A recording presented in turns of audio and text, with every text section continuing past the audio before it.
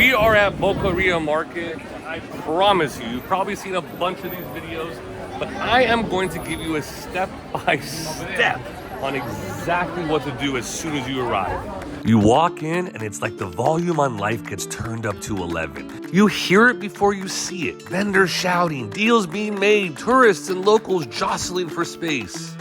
The air is thick with the smell of grilled meat, ripe fruit, and just a hint of the sea. This place is a madhouse, but it's the kind of chaos that makes you feel alive. Every corner, every stall has a story. Families that have been here for generations, working their asses off to keep their traditions alive. There's Carmen, who probably knows more about olives than most of us know about our own lives.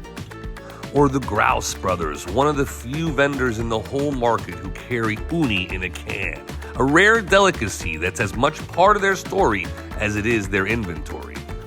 Then there's Sharif, always quick with a smile, or Victor and his daughters at Victor Paquita, our first stop today. My favorite Iberico place.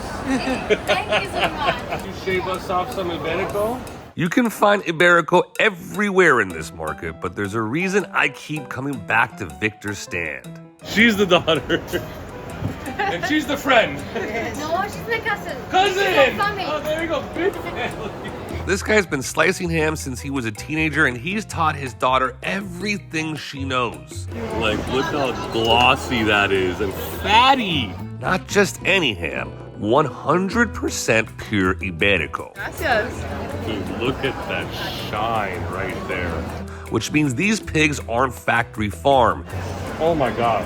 They're out there, roaming oak forests, eating fallen acorns. That's what gives the ham its nutty flavor and that marbling that makes you weak in the knees. I mean, that is just fat. This isn't just food. It's a connection to the land, to a tradition that's as Spanish as it gets. It's also a luxury, let's be honest. This ham isn't for everyone. It's a reminder of what good food really costs. Look at that, dude.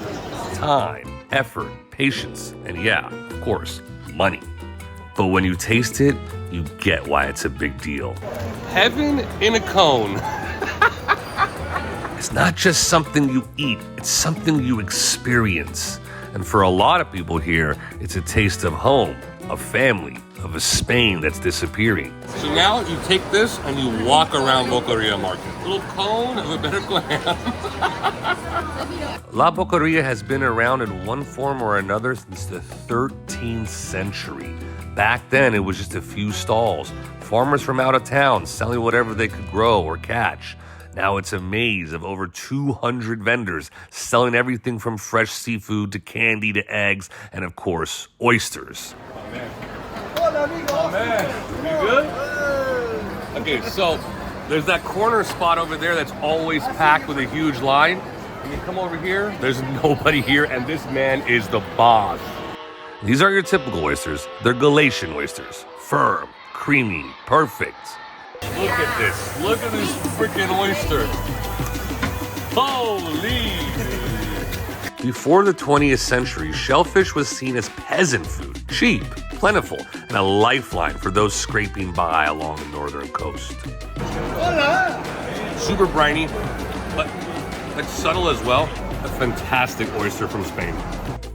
But things have changed. Today, they're a symbol of Galicia's rich culinary tradition, a point of pride. And there's no place where that transformation is more obvious than right here in this market. Locals, tourists, it doesn't matter. They all belly up for 6-euro plates of these once humble oysters.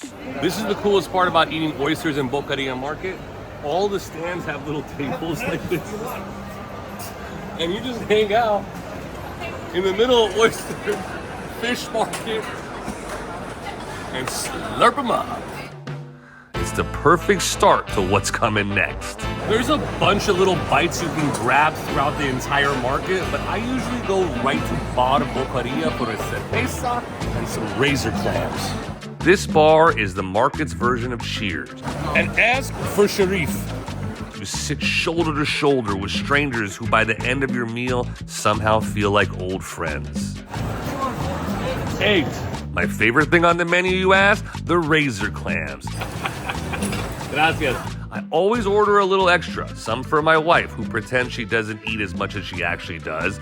It does not get better than that. And some to share, because that's the magic of this place. You have to try that, it's fantastic. Usually I come to markets like this to rub elbows with locals, to get a feel for the real pulse of a place. But there's a beauty to meeting people from all over the world too. Foreigners who aren't afraid to dive headfirst into something new, to savor a flavor they never tasted, to become a little more Spanish, if only for an afternoon. Ciao, gracias. All right, now time to the practical things. We gotta grab some food and take it home. Meet the brothers Grouse. In this place. They're my go-to for tin fish in La Boqueria. If you guys want to find sea urchin in a can, this is the spot. One time I bought 10 from these guys. These two were raised here. I go to school, Saturday holiday, work here, Saturday. Playing in the aisles as children while their parents and grandparents worked in the stalls. 1867. This was their playground, and today it's their livelihood, their home away from home. That is literally the beauty of Spain in two guys, two brothers, running a shop that's 5 generations old. Their parents, the parents of their great grandmother. 1867, and I'm buying sea urchin from them. The owner of the next shop grew up here too. All right, the last stop is to go to my olive lady. Her name is Carmen. She has literally the best olives I've ever tasted in Spain. That's a big freaking statement. This stall has been in their family for generations. Hola, Carmen. ¿Cómo estás? Now with her husband by her side, she's keeping that legacy alive. Mira, yo al menos llevo ya 45 años. You took over when you were 20? 19. They've seen the years go by, the market change, but every time I'm here, there she is, the same welcoming smile, always pushing a little bowl of olives at me. This is my favorite. You've got to try these. It's like she's found something new every time, something worth sharing. Perfecto. Her creations have become legendary in the market. Which one's your favorite? Which one's your favorite?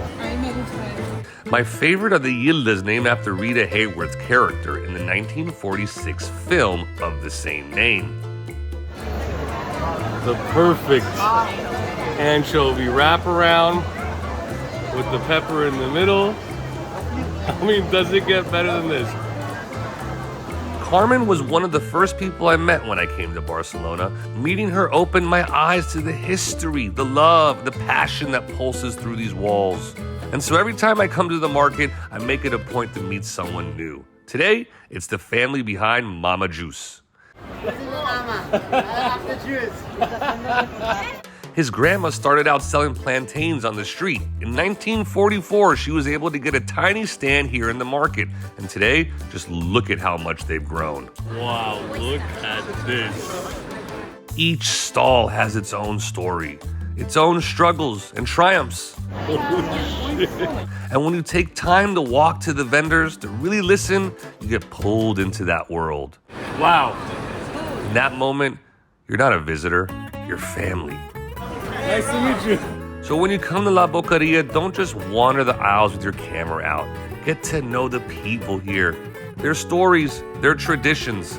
Because in a place like this, it's not just about what's on the plate.